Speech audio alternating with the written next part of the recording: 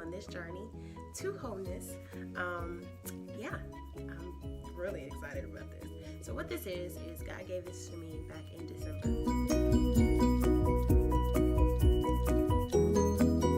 Just basically put it on my heart to share my journey to wholeness. We're still working on it. We're still on our journey to wholeness. But for me, these are some stories, some events, some one-on-one time with God, things that happened that helped catapult me to my journey of wholeness. So I have just 3 things, 3 pillars that I'm going to work with during these 14 days. With the 3 pillars, I have mental health, physical health, and spiritual health. 1 Corinthians 15 talks about first natural, then spiritual. So we're going to go from natural to spiritual, okay? I am a psychology major. I am a therapist at a local therapy office here in Atlanta, Georgia. So yeah, I will give you some mental health tips, tricks, advice, prayers, things like that during these 14 days that will help you on your journey to wholeness. So the 3 pillars, and if you see me looking down, I do have some notes, so this is what I'll be reading from.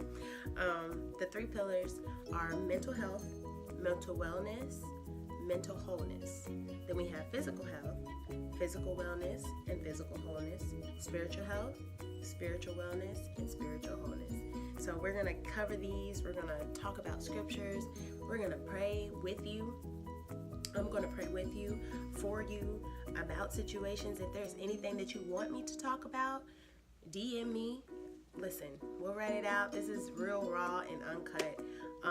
I'll tell some of my testimonies that's gotten me to where I am and how God is dealing with me. So I'm super excited about it. So today, day 1 is about forgiveness. Okay, just a quick testimony. So it was my freshman year in college, and infidelity hit our home. I grew up in the church. I grew up with both parents. Both parents. And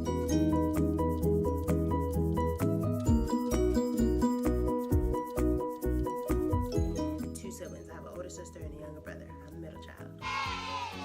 So, infidelity hit our home my freshman year in college. Destroyed me completely.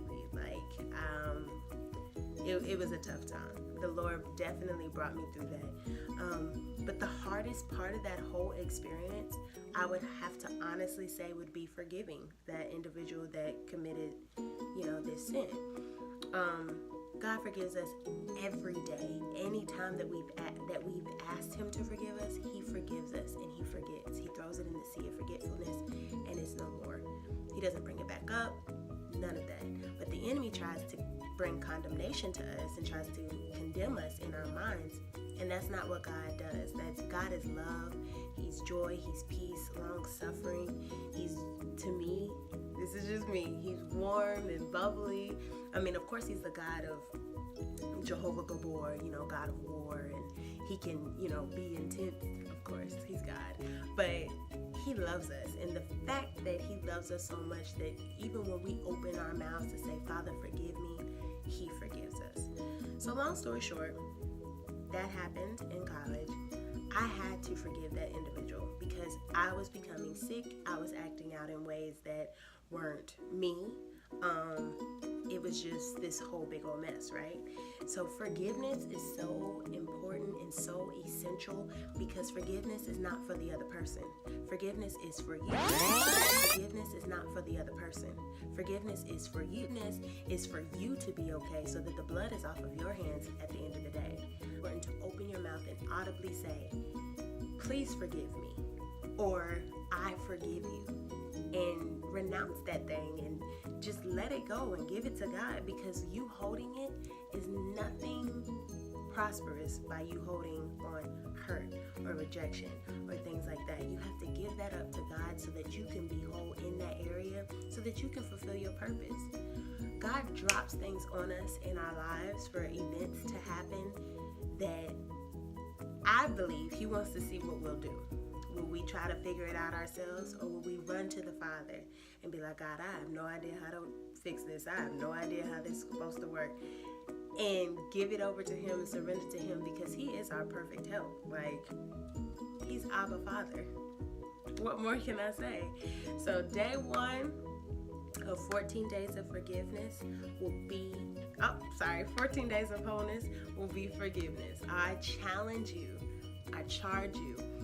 If there's someone in your life that you've been holding on to a grudge, or if you've been holding on to some hurt and you need to talk to that person, you need to forgive them.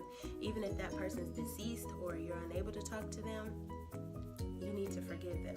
Because as long as you open your mouth and you audibly say, I forgive you, or Lord forgive me, or Lord help me forgive this person, and go through the steps and the motions of forgiving somebody, God will walk you through that thing, and you will be able to forgive that person and love that person with the love of God. And then eventually, for real, you'll end up forgetting about it. And your heart will be, you will gain knowledge, and we'll cover that during the 14 days. You'll gain knowledge on how to guard your heart, on how to protect yourself. You can still love somebody and have a guard over your heart. The only person that should have your complete and full heart is God, because He's the only person that'll never drop your heart. He'll never break your heart. He'll never leave you abandoned or lonely. He'll never leave you astray. God is the only person that should have your whole entire heart. So, first day of 14 days of wholeness, forgive somebody. Text them, ask for forgiveness, call them, even if you can't, ask the Lord to be like, Lord, I'm ready to forgive that person. Because forgiveness is not for them, forgiveness is for you. So, this is day 1 of 14 days of wholeness, and I hope you enjoyed it. Stay tuned for day 2.